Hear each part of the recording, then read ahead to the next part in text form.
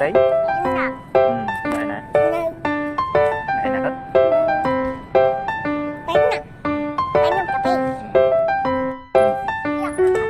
chú không dạ canh cải cả cậu lạp bòi kìa có chú đấy chú thằng này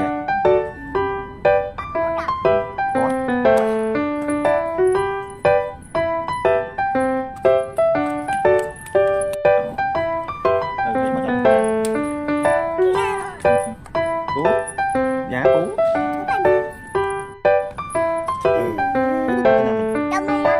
làm cái nhân ta hỏi ta sao phải làm cái có thế ta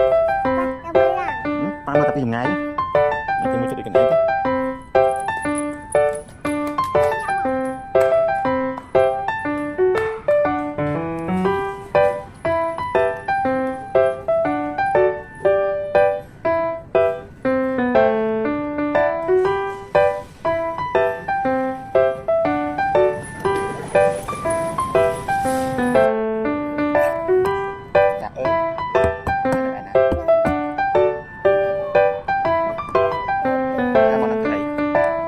mà thầy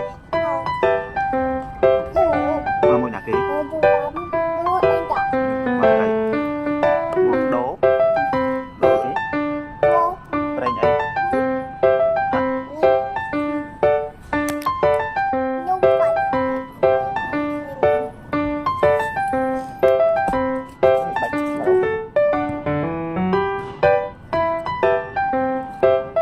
này cái tên tròn đấy cái tên tròn kì